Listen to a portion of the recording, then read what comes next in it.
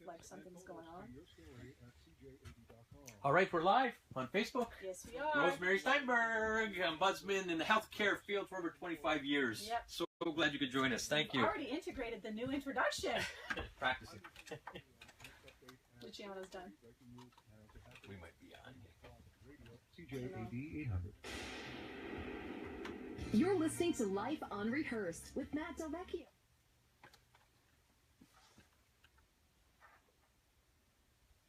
What do you do?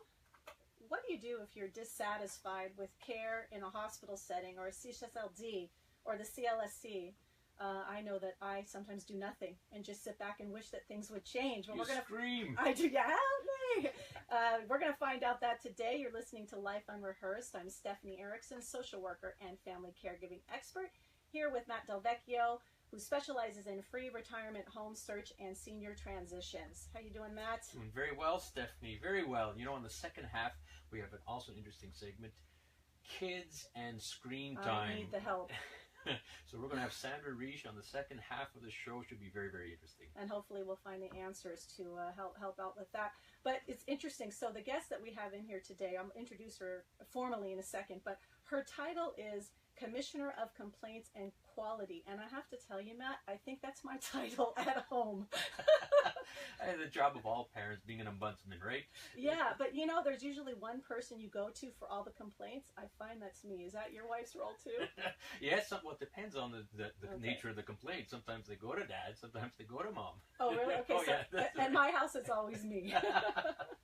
And in fact, even if I'm not home, I get the phone call for the complaint. I'm like, I'm not there. What do you expect me to do? Deal with it. Exactly, exactly. All right, well, let's introduce her. I'm Yes. excited to hear about this. In studio, we have with us today an expert. She's been working in healthcare settings for 25 years as an ombudsman. That's the name or the title that most of us know, but actually, I guess officially, it's Commissioner of Complaints and Quality.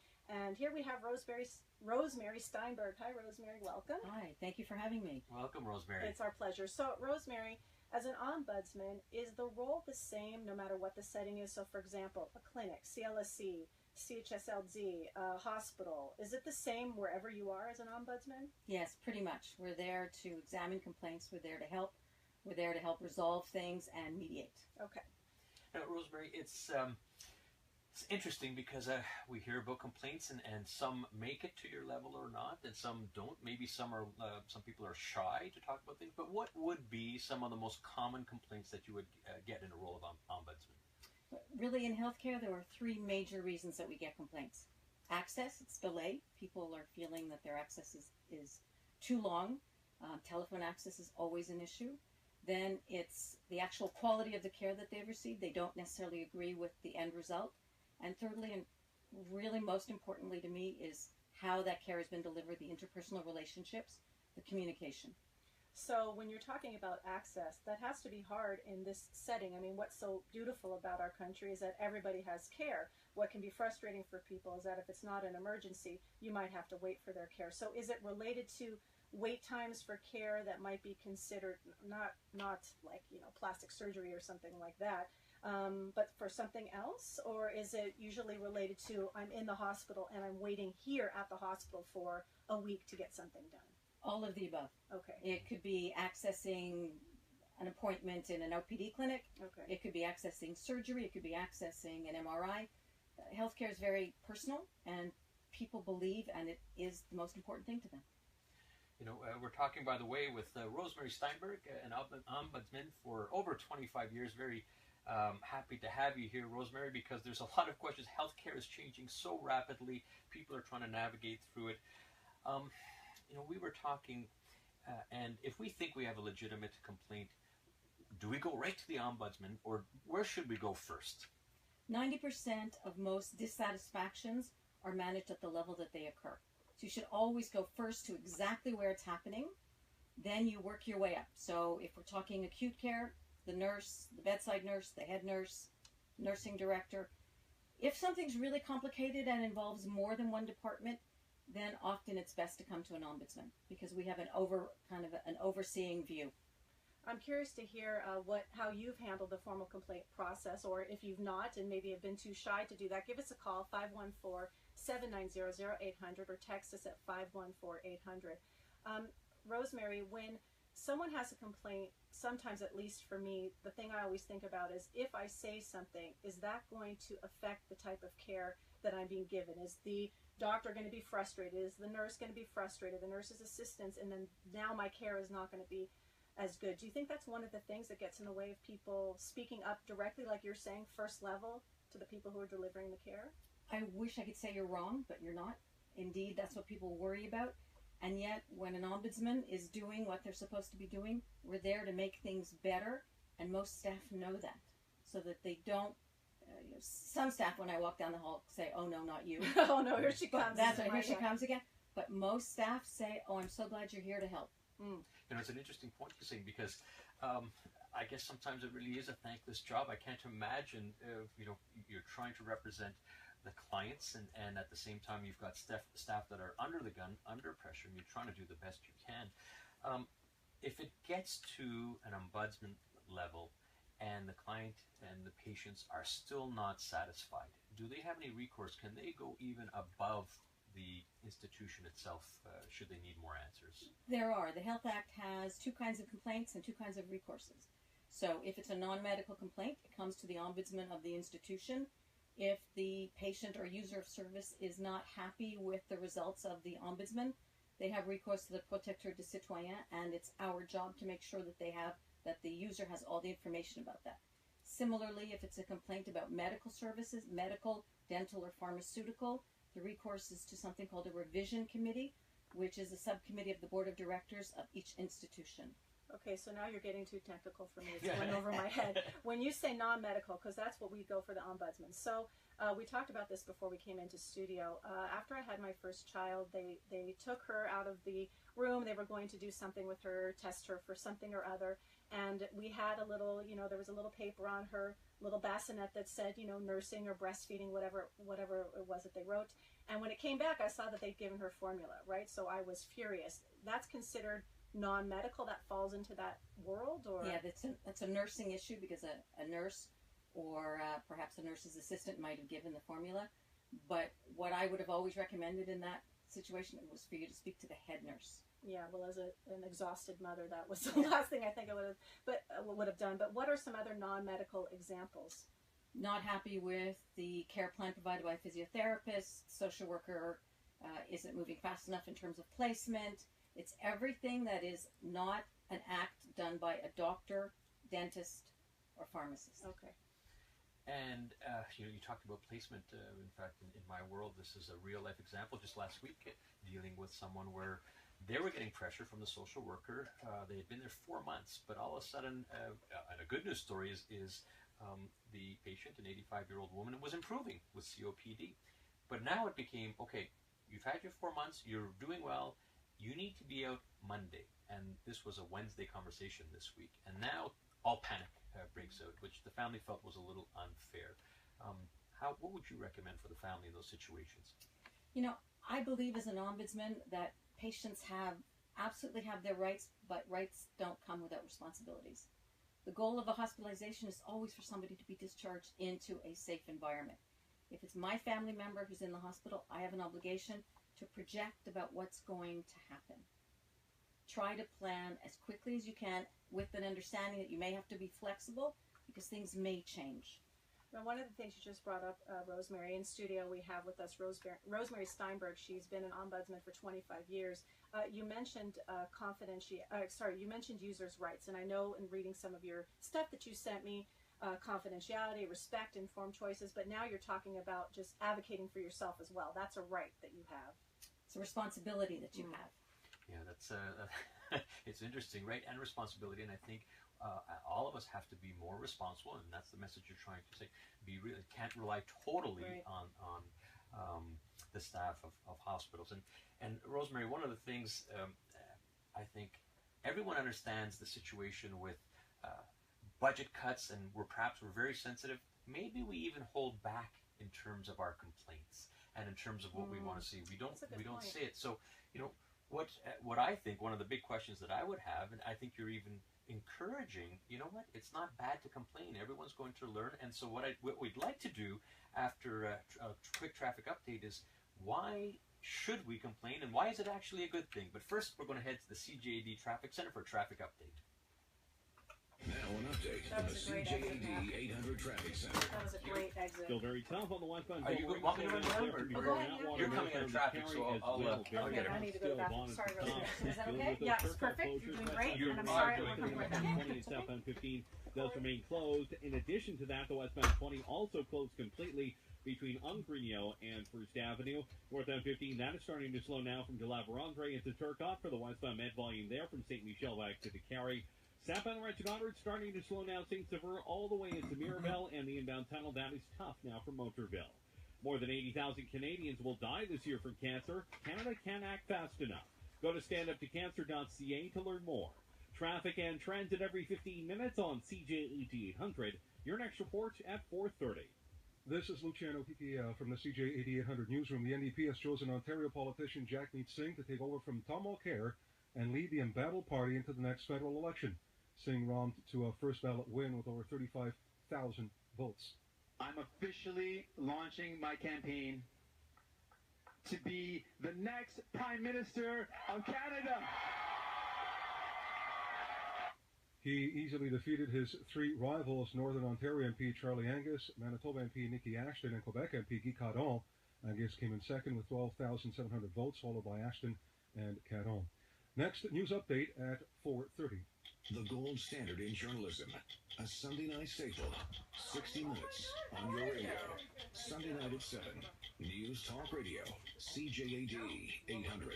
Playing a golf tournament at the magnificent Carly Lake Golf Club on October 3rd in support of the Jewish General Hospital of Montreal with honorary president Erickson of Olenbeck. Organized by Peter Triassi of Papa Corporation. Space is limited. Register at 514-344-3334.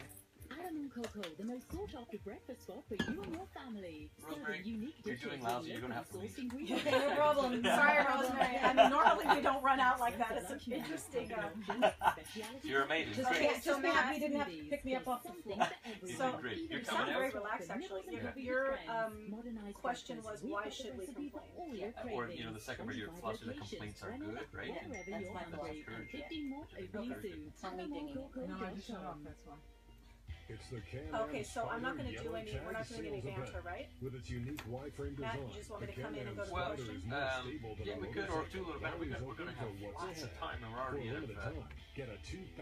No, because I think we need to talk about what does she do, how does she, what we could go through that stuff. Because people, and get 4-year I don't coverage think they on will understand 2016 what models. the other It's side of the time to coin get is. in this spider Like lane. how complicated her job is and how she has to balance. And I think it's really important she's not biased. Like that's a whole area we can go into. You can do it right or And you then can do it twice. yeah. That's what renovation is all about.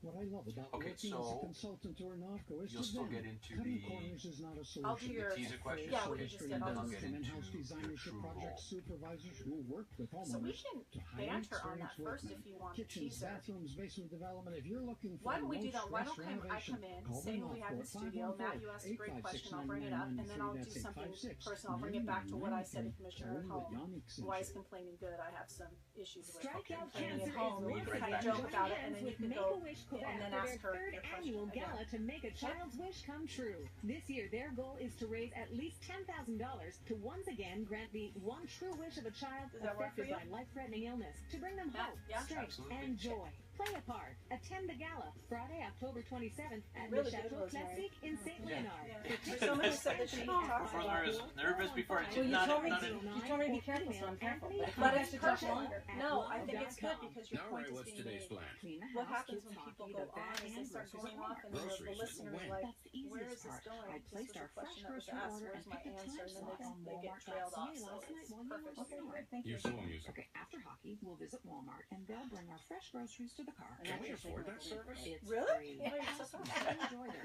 Here, wait. prices and Do, offers. here, Sorry, some do you have tequila.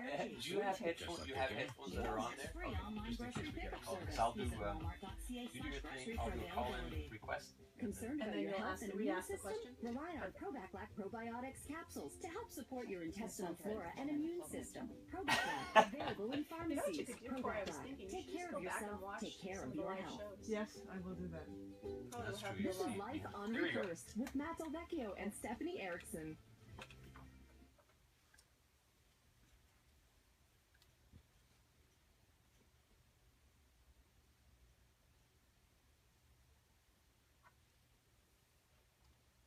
I love Bruno Mars. It's a great song. My daughter's favorite. Oh, really? Oh, yeah.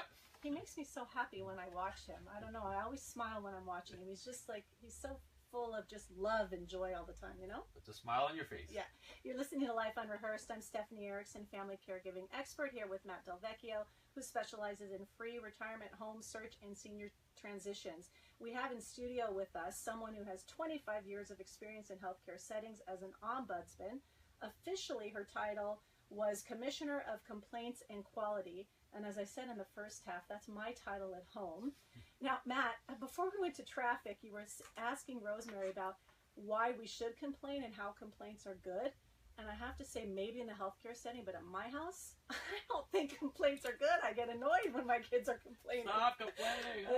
They seem to complain about everything. Well, part is a Their screen. job, yeah, right? part is a screen time, and then I guess we'll get to that in the second half. Yeah, will be interesting in the second half. Yeah.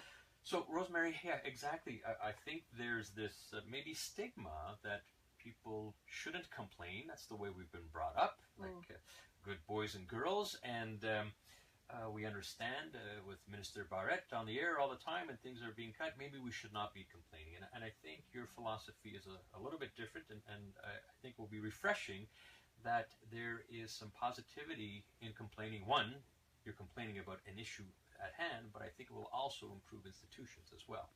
Exactly. The focus of complaints is improvement in the quality of care. So when you give constructive feedback to an ombudsman or to a primary caregiver, you're allowing them to look at their practice, you're allowing them to look at the care that they provide, and you're allowing them the opportunity to reflect on what they need to do better. When I have a complaint on my desk, I'm asking 3 questions. Is there anything else in this situation we should have or could have done? Is there anything else in this situation that we should have or could have done better? And what is it that we can learn so that the next person doesn't suffer the same dissatisfaction? Well, you sound very neutral, which is great, and I like what you're saying a lot. You're saying that it should be constructive feedback, but I think that probably the way people go about it, it doesn't sound very constructive, and that might be part of the problem. Is that you're saying you've done this wrong, my dad's not getting this, I'm not getting this, why are you doing that? And so maybe when you go to that frontline staff, which is something you suggested, people aren't hearing you because it doesn't sound like, oh, I'm just expressing something that I'm observing, and could you please be open to hearing and making a change? I have to tell you, that's a great question, and you're getting to the heart of something that I really believe. That is, people have a responsibility to be equally respectful to the staff that they're expecting to be respectful to them. And when you come into a healthcare setting and you start yelling so loud, nobody can hear you. When you come in and make your needs clearly understood, you ask your questions in a respectful way, people want to do well. I believe people wake up every morning wanting to do the best job that they can. And yes, indeed, as Matt said, sometimes it's more difficult. But when you're in the face of someone who's being respectful, who has a clear need, most people want to answer that. They want to get better and they want to help. It's great advice. You're listening to Rosemary Steinberg. She's been an ombudsman for over 25 years in the healthcare setting. And we have an ombudsman right here on the air. So if you do want to call in, you have a question, 514-790-0800 or text us at 514-800. And I think you brought up such an important point about respectful. Everyone is human at the end of the day here, and I think respect is in order, and most likely you're probably going to be a little bit more efficient if you are being respectful. But we have to understand it is a healthcare environment, very stressful, very emotional. So respect is one thing. Rosemary, what other tips can you give us about when a situation comes up where we need to complain, and should we go to ombudsman as an example directly? I'm going to bypass the frontline staff and go right to you. Is that advisable? It depends. It really depends on the context. If it's something that a primary caregiver is doing, you should probably deal with the primary caregiver or his or her supervisor. If it's a larger issue, if it's an access issue, that there's no one person that can resolve it, then you should come to the ombudsman, because we, as I said before, have an overriding view of what's going on. Now, in my experience, from what I understand about an ombudsman, you have to be neutral, you have to be objective, and yes, maybe your salary is paid by, X hospital, Y hospital, or the CHSLZ, but in theory, you're paid by them, but your role is to be neutral and to be objective. So people should feel comfortable that you will look at it in a very open-minded way, I suppose. Absolutely. I actually have a legal obligation to be impartial. I am not allowed to participate in any activity within a healthcare establishment where a decision can be made that might result in a complaint. Staff often want me to get involved because there's a very complex situation. I will not get involved unless the patient or the family wants me to, because I cannot get into a conflict of interest. Similarly, I'm responsible, or any ombudsman is responsible to the board. We're not responsible to the Director General. We're not responsible to any manager within the institution. It's directly to the board. So it's important that people understand that we are impartial and we're there to do the very best job that we can. That's a very important point. Rosemary, we actually have a caller here. I'm just going to ask you to put on your headphones, and we have Eleazar. I think I'm pronouncing that right. Eleazar, is that correct? Okay. Well, welcome to Life Unrehearsed. We have Rosemary Steinberg, ombudsman, on the phone. Go ahead with your question.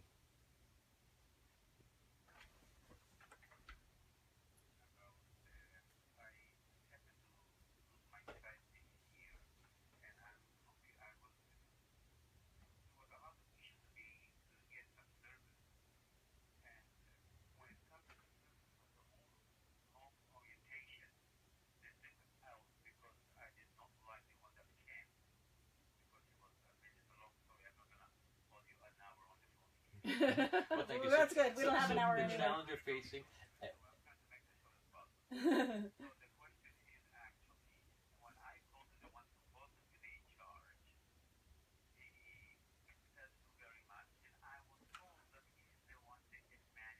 Okay,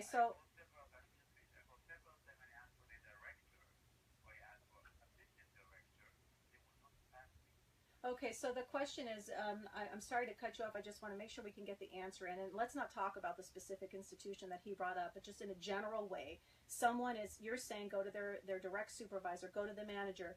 This gentleman is not getting those answers. So when he's, already reached every single level in whatever institution it is, where can you go from there? Again, can you repeat that? Yeah, first of all, you should have gotten the answers. I have to tell you, you should have gotten the answers of who was the director, who was the assistant director. It's your right to know that.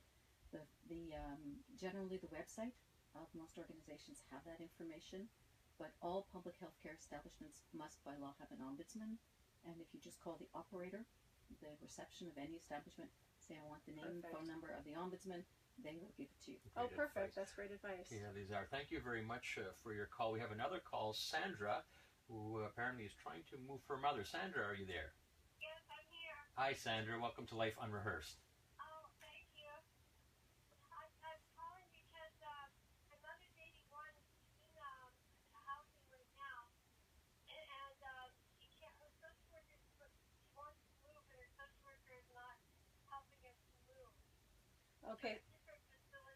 Okay, so we kind of hear these things a lot, Sandra, where people are going to their public social worker, let's say, and they feel like they're not being helped. What I'm hearing from you is maybe they're just not being given the information in terms of what the barriers are to that move as quickly as, let's say, Sandra would like. Yeah, a lot depends on whether she's going from a private to a public. Very helpful and everything, but she works for the east end, and my mother's on the west end. Yeah. Yeah, Sandra, let's. Okay, so Sandra, hang on. Let's let Rosemary get in. So if you feel like things aren't moving as fast as you need them to move, which is what the issue is, and we're also talking about different locations, what can she do quickly? Again, every establishment has an ombudsman. Every social worker has a supervisor. There's the protecteur de citoyen if you feel that you're really not being heard. So there are a number of options available to you. Okay, great. So reach out to that ombudsman, Sandra. Hopefully that will help. Right. Thank you for calling in, Sandra. Rosemary, thank you very much. You were extremely helpful. I think a lot of information there.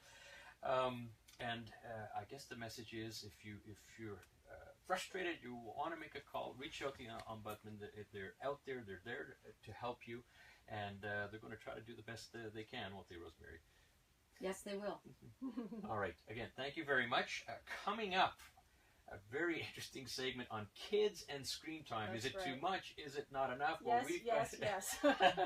We've got Sandra Reich coming live in studio just after the CJD news. Good afternoon. This is Luciano here, just making news at 4:30. Ontario Provincial Police select down the very provincial politician, Jagmeet Singh, is the new leader of the Federal NDP. Yeah, I did. He Yeah, won it's the too bad there party weren't things leadership that on I the first wanted ballot to say, with more than but 35,000 votes. Always. He outstripped Always. Ontario Always. MP But you Charlie don't see what I'm Angus, asking for a Manitoba card, though, MP right? Nikki Ashton, Oh, and yeah. Quebec Yes. MP This is Guy Corey. And, Yeah. Who doesn't like that, Guy? Someone once said your best advice when speaking. I They sure never like know that, what you Guy. didn't say. They only know what you said. Guy is a true visionary. Guy has taught us Okay. not only to deal with today's challenges, but he's also taught to us about how to prepare for tomorrow's. Singh told supporters they represent the future of Canada and have a duty to form a So you know government. about the camp. I just Alberta came back from Premier the Rachel reunion. Notley says hate and terror have no place in Alberta. The Premier is urging Edmonton residents to remain vigilant and listen to law enforcement following an incident last night. The police investigating as acts of terrorism. The man is in custody after Rosemary, police. is A this police your officer was struck by a car and stabbed. Myron? Four pedestrians were run over by a You van. know what she grabbed? The parish prosecutor's office says a Yeah. counter-terrorism probe has been opened after two women were killed in an attack by a man with a Thank you knife. so much, Rosemary. Mazel tov is in order. Congratulations. That's Soldiers wonderful. reportedly shot and killed each You'll other be as great. police evacuated the station. More news including Rosemary, reaction from super Quebec appreciate help. political I'm just leaders to the gonna post them Catalonian here. referendum violence at CJAD.com. Okay. From the CJAD 800 traffic Yeah, center, sure. Lauren We're Glazer. on about Again, 4:34. Westman Villeray You know where it is? very busy from before Pull Outwater. Pull Northbound hard. to Carry Tough as well, bottom to top. I'm just Dealing with posting those them here. Turcotte closures, westbound Villeray access to the Post westbound away. 20 and southbound 15 Yeah. remain closed. As well, westbound 20, that is closed completely between Unrehearsed and First Avenue until tomorrow morning. Westbound Met, lots of volume there from St. Michel back to the Carrie. Eastbound Met, some slowdowns now. Rockland over to Christophe Colombe. North of the island, eastbound 640, that is tough from well ahead of Arthur Sauvé into the 13. Southbound the Regent Route delays now St. Sever into Mirabel.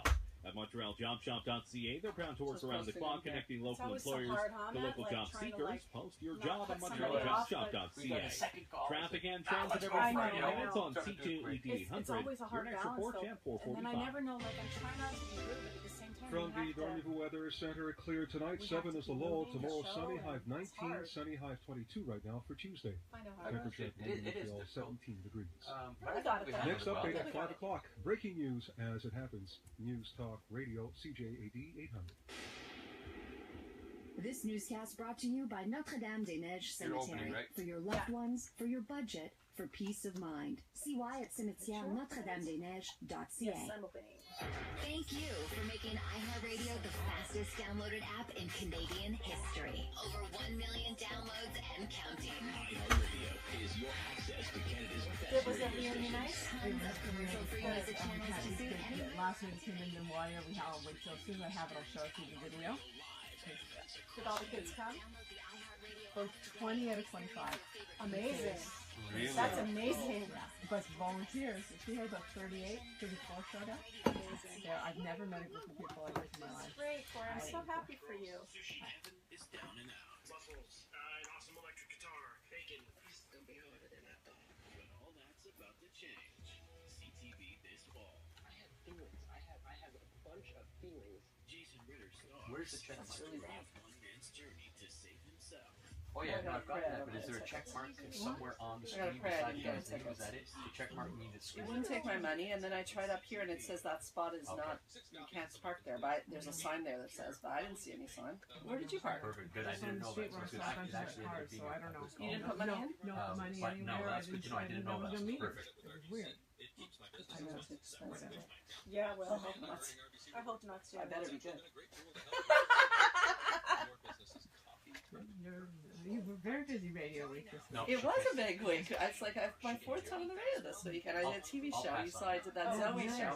That was a lot of fun. It was a long shoot. Holy crap. Honey, your mom just left yesterday. I didn't realize how long it was. Oh my god. I brought Michaela though, so she was in heaven.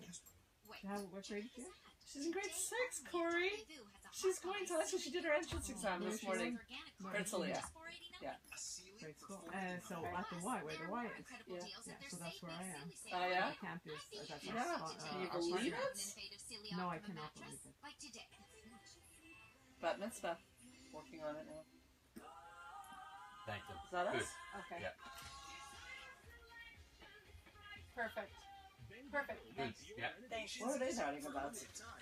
Okay, we're going to be on any second. Okay. I thought that Y'all was set? you.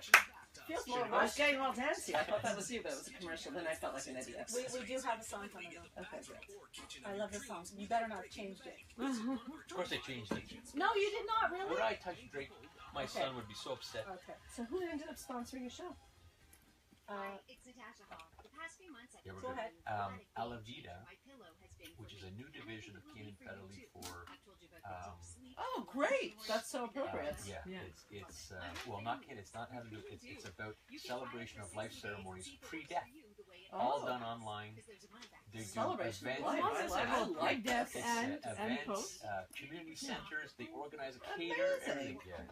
You see, when I didn't hear from you guys, I thought you guys were really mad and disappointed. Yeah, I felt But you terrible. saw I responded to you. Yeah, You just didn't get it. so happy when And I you're saw obviously that. you're not getting LinkedIn messages either because I tagged you I on got my it now. post. Yeah, Okay. I got it now. Yeah, because I The tagged LinkedIn you might on be it. my fault. The email, I don't know what happened there. I actually felt terrible because I didn't hear from either of you, but I couldn't imagine that was that. No. We Of course responded. Yeah. It's like, it can't be. Doesn't sound like that. Screw her. Yeah. Wasn't that at all? No, Sandra. I'm very. When I didn't hear from you this week, that's when I was like, Well, my because spy alerts. No, that because part. I'm. You're There we listening to go. Life Okay. Unrehearsed with Matt DelVecchio and Stephanie Erickson, tackling the topics that life throws in your way.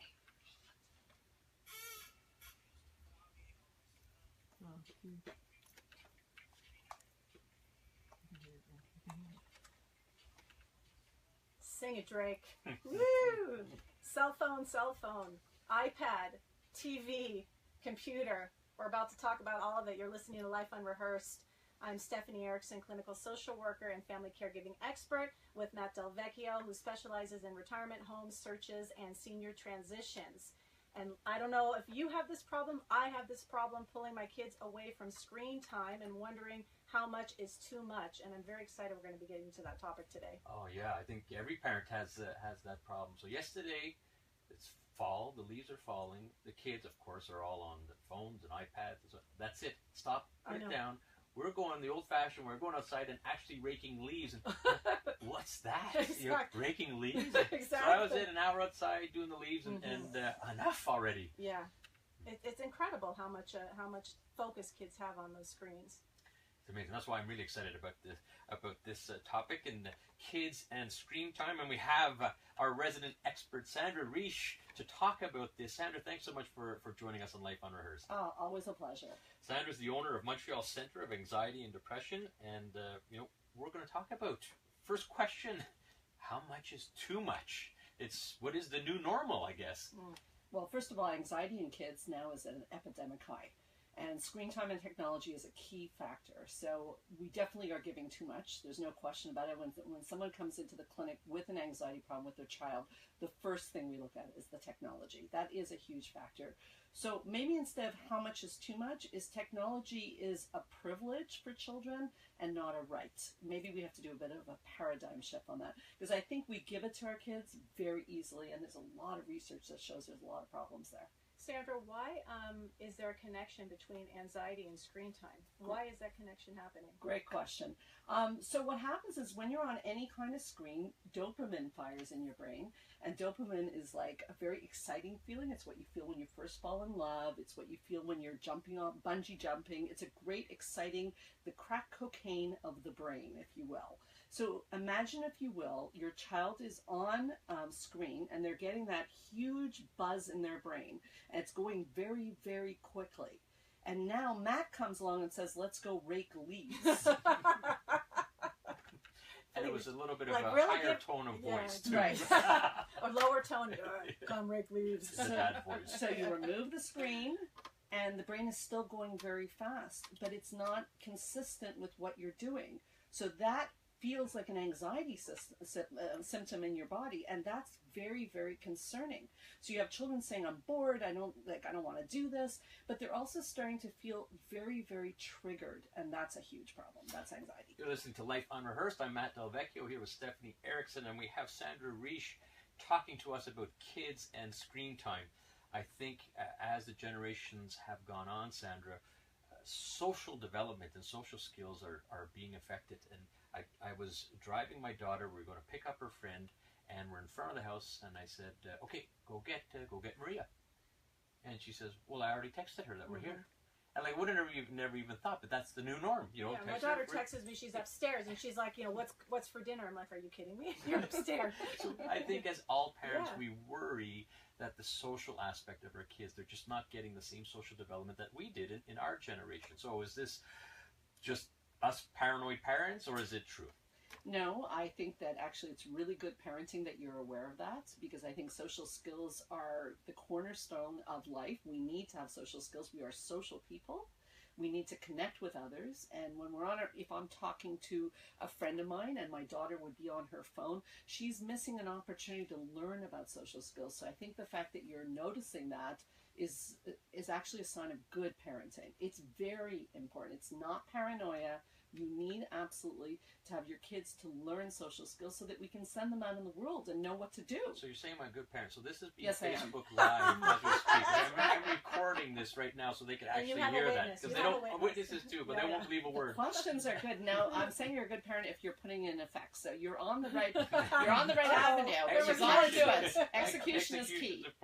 Sandra, you were talking about screen time being a privilege, and I was happy to hear you say this. We've instituted something new at my house, and I want you to tell me if this is good, or maybe not. But I don't think my son's watching. Air, right? So well, it's okay. My son doesn't watch. He says this is boring. Talk about saying it's boring. He doesn't like to watch. So what we did now is all of his responsibilities that he has to do in the home are attached to an amount of time on the iPad. That's always what he wants, is an iPad. So if he doesn't do his stuff, then he doesn't get the time. And I have to tell you, it's only been 2 weeks.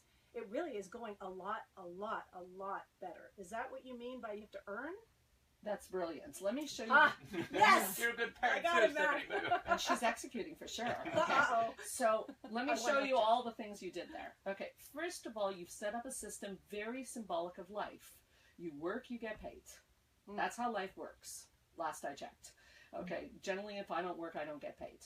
If you know a different system, I want to know about that. But anyways, okay. So you set that up, so great learning there. Second of all, it's not, your child doesn't feel it's they're entitled to it. They earn it. And by setting up that there's a certain amount of errands you have to do or responsibilities to do it, it's not unlimited. So you're also keeping a clear boundary. Now this is life unrehearsed. Well, life without boundaries equals anxiety.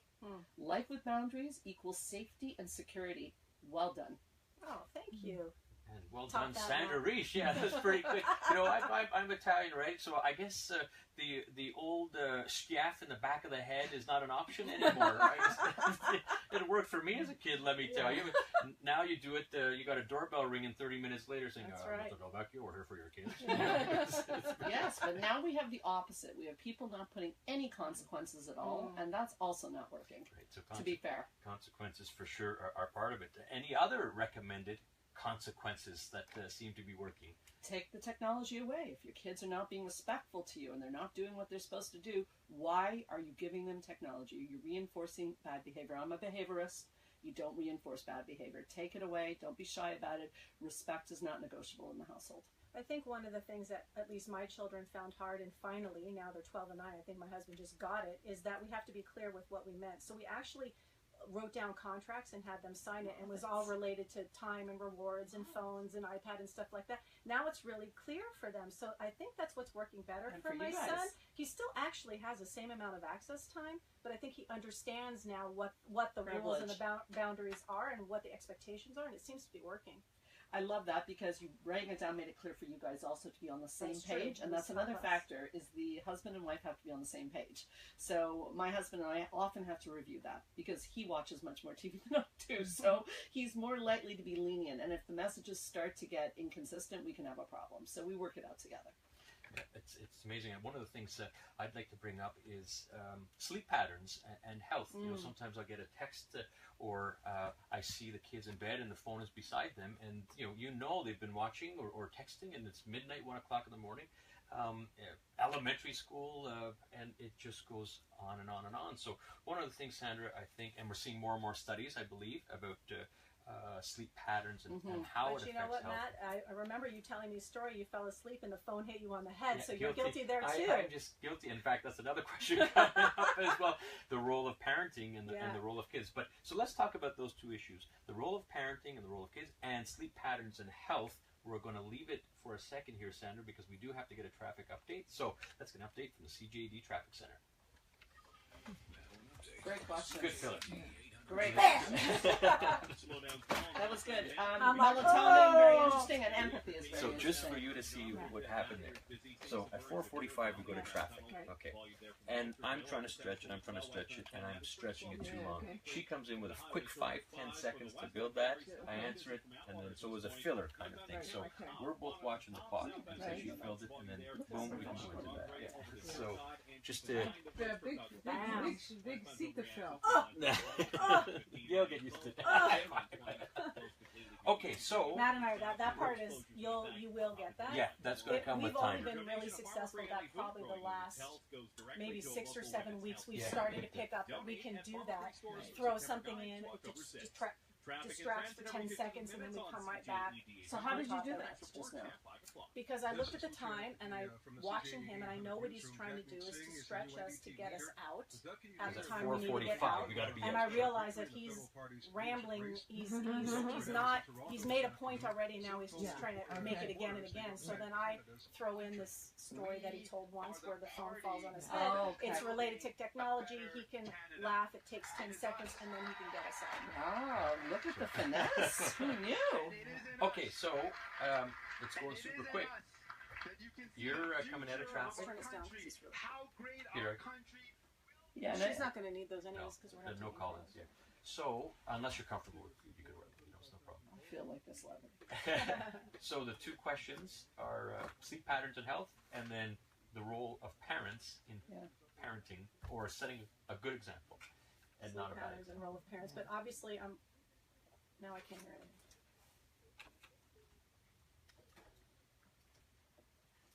I wasn't hearing anything, so I didn't know where we were. Sleep pattern and the role of parents. So those are two. And empathy. I forgot to mention, more screen time, less empathy in the child. Research has just shown this. No question about it. Huge. Give less empathy. No, the child develops less empathy, okay. less ability. And if you remove the screen time for a couple of weeks, the empathy comes right back. Okay, so I hope we can get to that too, because we've definitely, Matt, before we close out, people want to know, okay, what are 3 things what are 2 things parents can do exactly at this time to help reduce screen time? What would you recommend? Because we Privilege, boundary, and consequence. What's my third? Oh, you could say 2 things. Or 2 things. Yeah. Okay. Because we Let's want have that be to, last. we're out at 4:56. Okay, this is going to be really super quick. Yeah. And we want to, at 4:55, give you the opportunity to talk about I your 2 appreciate things. that. Okay. Yes. And then we have to do a teaser for next week. As So, well. Matt, when So I let's- come in, I'll mention the 2 teasers you brought up, but I'll say let's break it down. First, let's talk about sleep patterns, Okay. and then you I'll can go take on the into parents. the role of parenting, and then we'll fill in. With the empathy, hopefully, but I don't know. We might Empathy have to, could- we empathy- might have to another go time. tips. Empathy could be part of health problems. If you want to. Oh, that's I'll good. throw it Yeah, into that's good. even the sleep. Yeah. I'll find a way. Okay, and then we'll So go which one are you going to tips. tackle first? I'll do the role of parents. Okay. And I'll do sleep patterns Making and fun health. of you.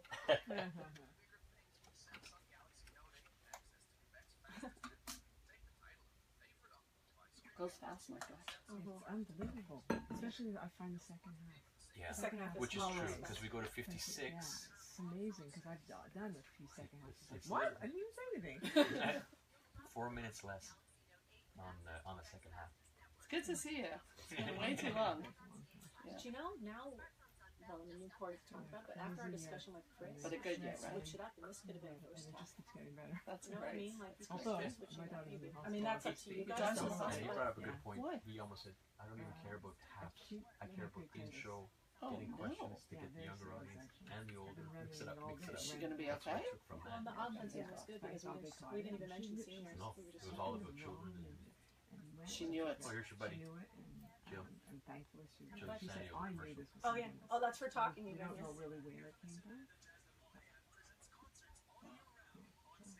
And it just seems in the hospital.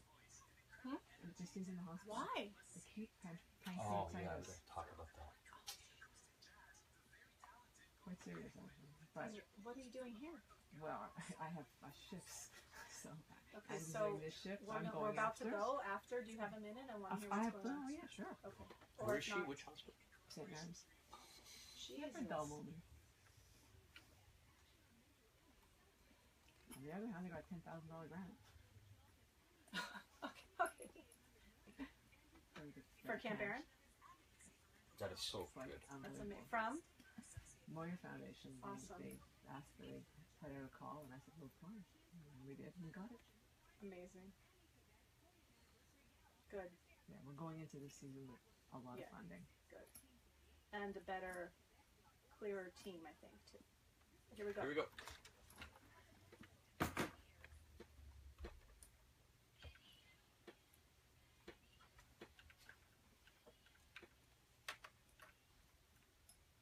See what happens when you watch too much video?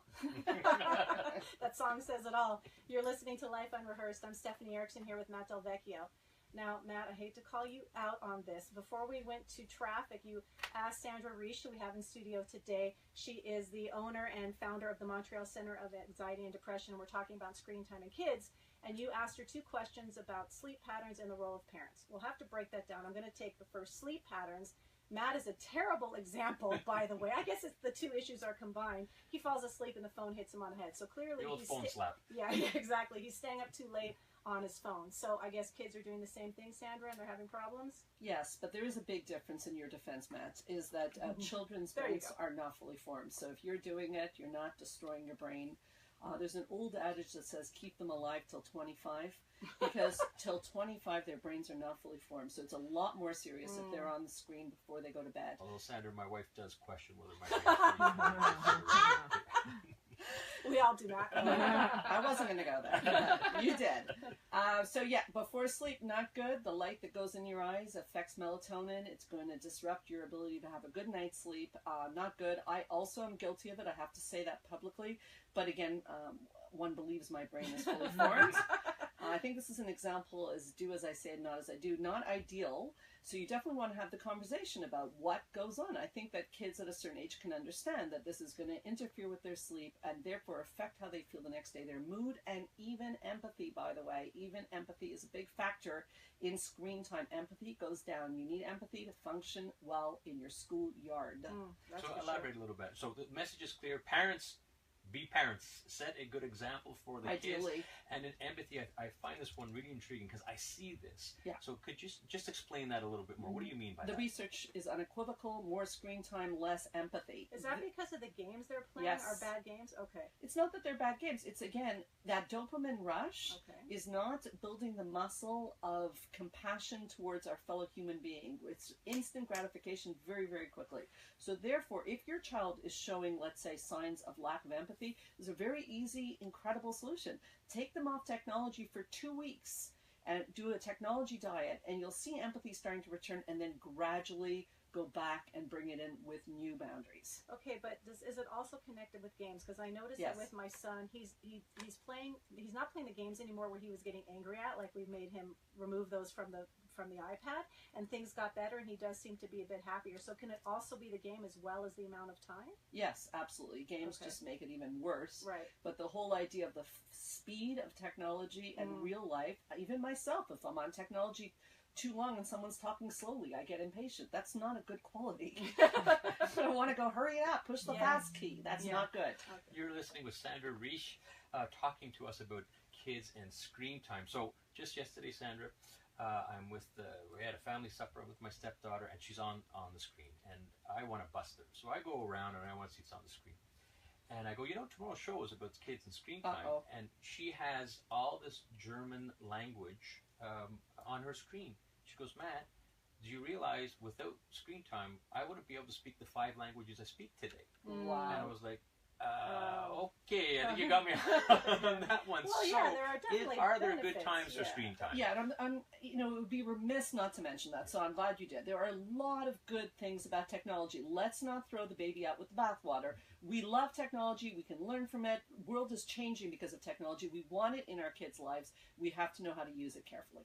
So now, using it carefully, Sandra, I know that people want to know, okay, what exactly am I supposed to do? So you're listening right now and you're thinking, okay, I want to make some changes. My kids have too much screen time. What are the 2 things that someone could do immediately today, right now, to make a change in their children's access to screen time? Great question, and I think we're going to call the first one a la Stephanie, because we're going to make, yes, they're going to earn their screen time. So you're going to have a family meeting and discuss how you earn screen time. So when they clean up their room or whatever, they get 10 minutes, whatever deal you want to make, depending age appropriate. You can do a little research. If they're too young, it's very little screen time, by the way. You have to be careful about that. So they have to earn their screen time. That's one. And number 2 is that if your child is not behaving properly in the house, there are consequences. You have to mean business when you say, I'm going to take away your iPod. Don't just say it. Follow through. Yeah. That was Sandra Reich, therapist and owner of Montreal Center of Anxiety and Depression. Sandra, thank you so much. You are on the go. You got things going on. Tell us about a couple things more that's coming up. Well, it's my favorite week of the year coming up because we open our doors to the public. We have a free lecture series at the Montreal Center for Anxiety and Depression at the Brunswick Medical Center, where, again, you can come hear all the therapists speak on anxiety, children, depression, relationships. So that's on Tuesday. Give us a call if you want more information, 514-777-4530, or on our website, helpforanxietydepression.com. That's great. And you also have a couples retreat. We'll put that link up too so people can access that as well, because I know you're doing that too, Sandra. Sounds good. Amazing couples retreat. And it already is on the Life Unrehearsed Facebook page. Sure is. Well, thank you very much. And please join us next week as we talk with 2 amazing gentlemen, Michael and Len from Shakespeare's Elbow Bridge Club. We'll be talking about socialization, and we'll also, Stephanie and I, will be talking about living out our dreams. Should be quite an interesting segment. So thank you very much for listening to Life Unrehearsed. You can catch us every Sunday live at 4 o'clock. News shortly. Great. Good job. I'm sorry I cut you off, but I knew you have to do what you have to do. Yeah, but you covered it, so cool. Yeah. Thank you. What's your radio show? Is you do it on podcast? Podcast. It's a podcast. Yeah. So what do you from your house? Yeah, from my house. The studio's in Arizona. Quick little goodbye on Facebook. Say hello and goodbye. Bye. Okay. I didn't Thank even you. realize we were on. Yeah, we've got some other people coming in, so we got to go.